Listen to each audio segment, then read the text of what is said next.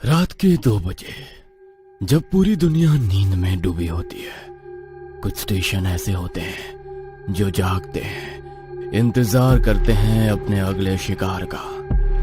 दोस्तों, ये कहानी है राजीव और शालिनी की, जो एक रात एक सुनसान स्टेशन पर उतरे, लेकिन उन्हें नहीं पता था कि उनका ये सफर जिंदगी भर का सबसे डरावना अनुभव बन जाएगा। शिवनाथपुर रोड, एक नाम जो शायद नक्शों से मिट चुका है, लेकिन उन लोगों की चीखों में अब भी जिंदा है जो वहां आखिरी बार देखे गए थे। धीरे धीरे रात गहराती जा रही थी और उस स्याह रात को चीरती हुई एक ट्रेन तेजी से दौड़ रही थी।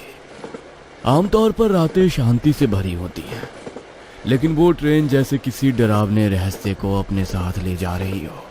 ट्रेन के अंदर बैठे राजीव और शालिनी बेहद बोर हो चुके थे। क्यों ना होते, वो ट्रेन जो शाम 5 बजे पहुंचनी थी, रात के 2 बजे तक भी स्टेशन पर नहीं पहुंची थी। शालिनी झुंझुलाते हुए बोली, ये इंडियन ट्रेन भी ना, पक गई हूँ राजीव यार।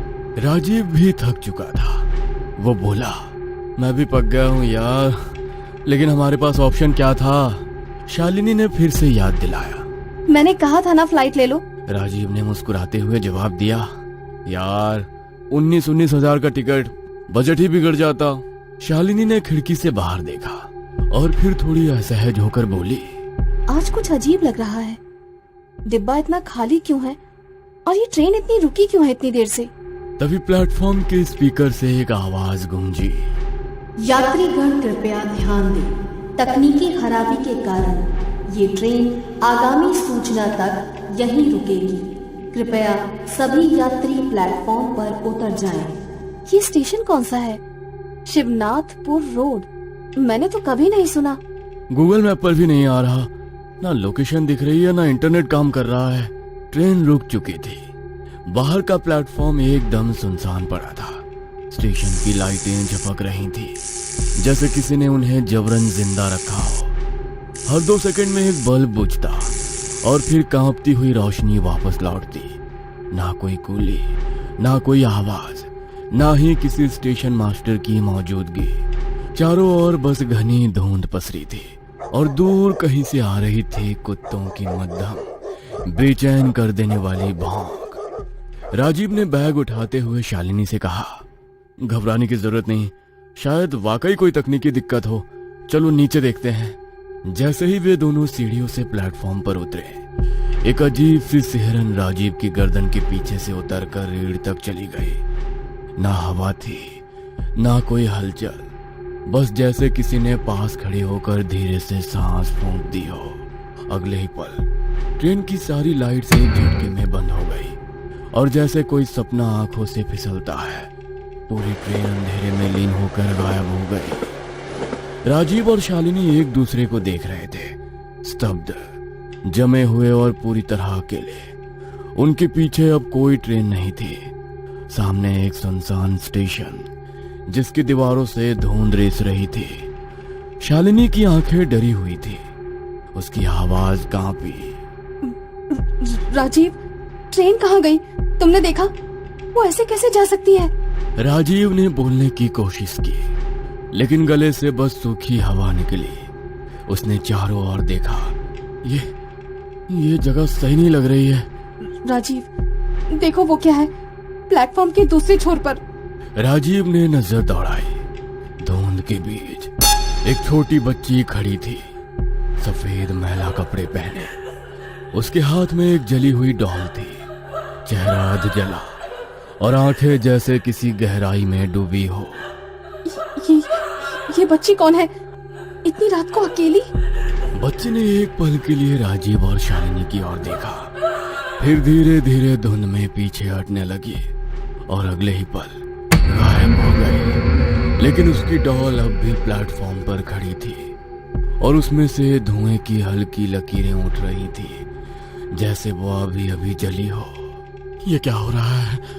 ये सपना है या हम किसी मुसीबत में फंस चुके हैं? वे दोनों हक्के बक्के खड़े थे।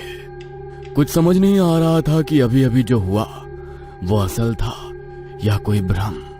और जैसे ही वो सोचने लगे, स्टेशन पर एक और अजीब चीज हुई।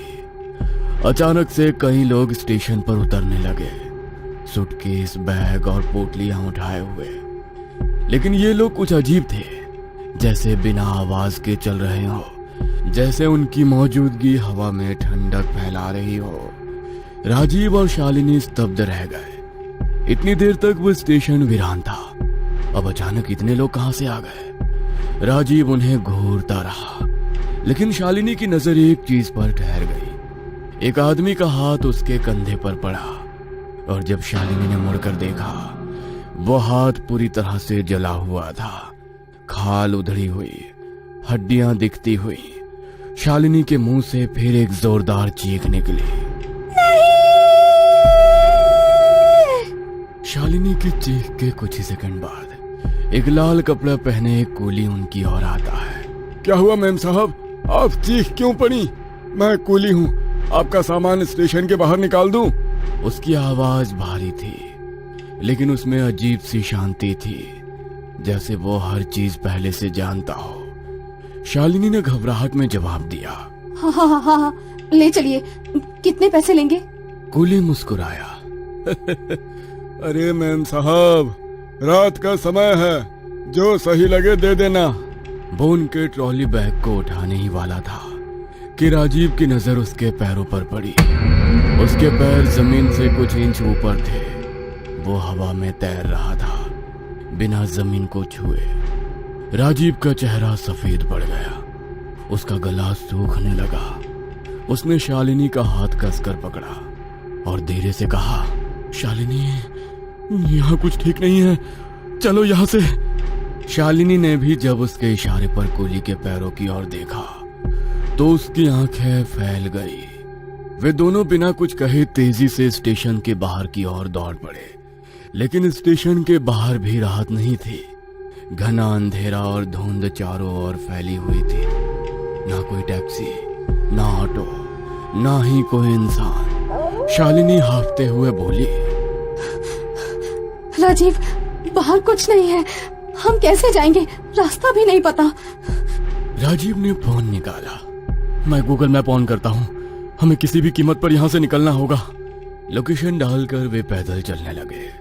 लेकिन कुछ दूर चलने के बाद उन्हें लगा कि कोई उनके पीछे चल रहा है। शालिनी ने मुड़कर देखा, कुछ नहीं था, लेकिन डर अब उनके हर कदम के साथ बढ़ रहा था। और तभी स्टेशन पर जो लोग अभी ट्रेन से उतरे थे, वे अब उनके पीछे खड़े थे। उनकी आंखें लाल थी, चेहरों की खाल जली हुई और होठों पर अजीब सी मुस्कान। वे धीरे धीरे घेरा बनाते हुए राजीव और शालिनी की ओर बढ़ने लगे। उनके मुंह से घुटी हुई दरार भरी आवाजें आ रही थी। शालिनी कांपते हुए बोली, राजीव, ये कौन है? क्या ये हमें मार देंगे? राजीव ने बस उसका हाथ कसकर पकड़ा और चिल्लाया, भाग शालिनी, भाग। दोनों जान बचाकर भागने लगे। लेकिन अचानक शालिनी का हाथ राजीव से छूट गया। राजीव पलटा और उसकी रूह कांप गई। वे जले हुए लोग शालिनी को खींच रहे थे। वो चिल्ला रही थी, राजीव, बचाओ, राजीव। राजीव वहीं रुक गया। शालिनी को वो किसी कीमत पर नहीं खो सकता था। उसने आंख बंद की, एक गहरी सांस ली और पूरी ताकत से उस भूतिया चेहरों की ओर दौड़ पड़ा। उसने एक लकड़ी का टुकड़ा उठाया और हमला किया। लेकिन हर बार जब वो हमला करता, वे लोग धुएं में बदल जाते और अगले ही पल फिर सामने आ जाते, और भी ज्यादा डरावने रूप में। राजीव की सांसें तेज हो गई थी, चेहरा पसीने में भीगा हुआ था। तभी एक बूढ़ा आदमी सामने प्रकट हुआ। सफेद दाढ़ी, गहरी आंखें और चेहरे पर रहस्यमयी मुस्कान। उसने गंभीर आवाज में कहा, तुम्हें यहाँ नहीं आना चाहिए था। राजीव कुछ कह पाता, उससे पहले ही वो फिर बोला, ये स्टेशन अभिशप्त है। जो भी यहाँ आता है वो कभी वापस नहीं जाता। राजीव की आंखें नम हो गई। उसने गिड़गिड़ाते हुए कहा, प्लीज हमें जाने दो। बुजुर्ग की मुस्कान और गहरी हो गई। बहुत देर हो चुकी है बेटा, अब कोई नहीं बचता। उसने आकाश की ओर देखा और बोला, बहुत साल पहले इस स्टेशन का नाम था शिवनाथपुर जंक्शन। बुजुर्ग आदमी की आंखों में एक अजीब सी नमी और डर था। उसने गहरी सांस लेते हुए बोलना शुरू किया, बहुत साल पहले इस स्टेशन का नाम था शिवनाथपुर जंक्शन। ये एक छोटा सा लेकिन व्यस्त स्टेशन था जो आसपास के 4 गांवों को जोड़ता था। रोजाना यहाँ सैकड़ों लोग आया जाया करते थे, किसान, मजदूर, व्यापारी और बच्चे भी। 21 मार्च 1942 वो रात जैसे इतिहास से मिट गई हो। उस रात एक विशेष ट्रेन आने वाली थी, 213 डाउन काल रात्रि एक्सप्रेस। ट्रेन सही समय पर प्लेटफॉर्म नंबर 3 पर पहुंची, लेकिन जब स्टेशन मास्टर माधव राव और कुली लोग यात्रियों को नीचे उतारने लगे तो हर डिब्बे में सिर्फ जले हुए शव मिले। राजीव और शालिनी स्तब्ध थे। बुजुर्ग की आवाज कांप रही थी, पर वो बोलते रहे। डिब्बों से धुआं निकल रहा था, अंदर से किसी और ही दुनिया की चीखें आ रही थी। कुछ कुलियों ने बताया कि खिड़कियों पर जली हुई उंगलियों के निशान थे, जैसे कोई बाहर निकलना चाहता था लेकिन बच नहीं पाया। माधव राव ने तुरंत अधिकारियों को खबर दी, लेकिन जब 5 टीम पहुंची, ट्रेन वहां नहीं थी, गायब हो चुकी थी। और उसके 1 हफ्ते बाद स्टेशन मास्टर माधव राव ने आत्महत्या कर ली। उसने डायरी में लिखा था, ये स्टेशन अब पवित्र नहीं रहा। अमावस्या के दिन रात 2 बजे जो ट्रेन आती है वो मौत लाती है। मैंने ही उसका दरवाजा खोला था। अब कोई नहीं बचेगा। स्टेशन को बंद कर दिया गया। कुछ सालों बाद सरकार ने स्टेशन को फिर से चालू किया। नाम बदल कर दिया गया, शिवनाथपुर रोड, ताकि पुराने किस्से दब जाएं। लेकिन वो आत्माएं अब भी यहीं हैं और वो हर उस यात्री का इंतजार करती हैं जो रात के 2 बजे यहाँ उतरता है।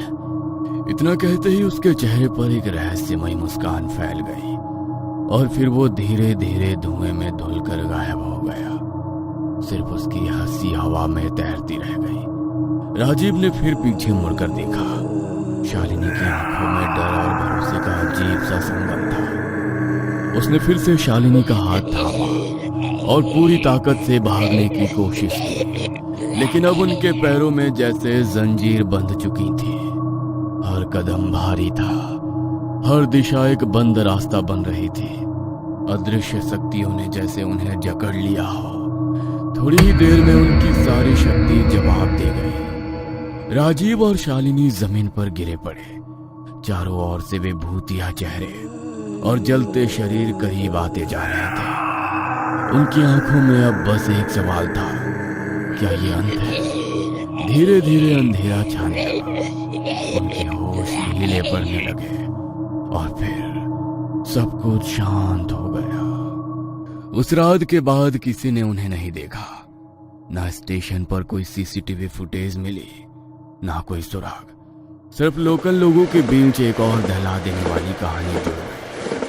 जो भी उस स्टेशन पर रात के समय उतरता है वो लौट कर नहीं आता। आज भी जब रात के 2 बजे उस स्टेशन पर ट्रेन रुकती है, लोग खिड़की से बाहर झांकते तो हैं, लेकिन उतरने की हिम्मत नहीं करते।